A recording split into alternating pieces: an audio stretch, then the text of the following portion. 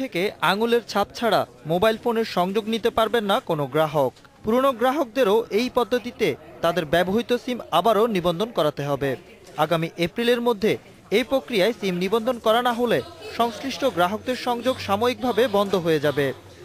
আমরা যে 4 মাসের কথা বলছি এর মধ্যেই আমরা যারা নতুন আসবেন তাদের আমরা রেজিস্ট্রেশনের কাজটি এবং রি-রেজিস্ট্রেশন বা ভেরিফিকেশনের কাজগুলোও কিন্তু আমরা সমান তালে করে যেতে সক্ষম হব। সিম নিবন্ধন কার্যক্রমের শুরুতে কিছু ত্রুটি ধরা পড়ে, সেগুলো শুধরে নিয়ে বিজয় দিবস থেকে আনুষ্ঠানিকভাবে এই কার্যক্রম শুরু হয়েছে। তবে এখনও পুরোদমে বায়োমেট্রিক পদ্ধতিতে সিম নিবন্ধন শুরু করতে পারেনি অনেক মোবাইল অপারেটর। অনেক গ্রাহকই সিম নিবন্ধন করাতে গিয়ে ফিরে এসেছেন। আমরা তো ছুটি পাবো না, এখন করলে ভালো হতো। তখন থেকে না, জানুয়ারি মাস ছাড়া হবে না, জানুয়ারি মাসে আসতে হবে। এত দূর থেকে আসছি, করে নিয়ে চলে যেতে পারলাম আর হয়তো বারবার আসাটা যাওয়াটা তো একটা ভোগান্তি।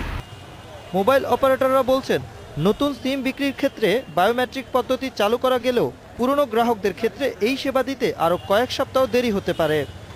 এক্সিস্টিং যে কাস্টমার আছে তাদের রি-রেজিস্ট্রেশনের জন্য যে টাইমটা, এটা আমরা আর একটু কয়েক সপ্তাহ পর থেকে শুরু করব।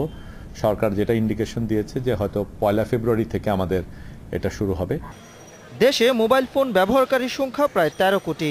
এদের সবাইকে নিবন্ধনের আওতায় আনতে প্রথম পর্যায়ে 80,000 বায়োমেট্রিক ডিভাইস সরবরাহ করা হয়েছে অপারেটরদের। Ashraf Alam, independent news, Dhaka.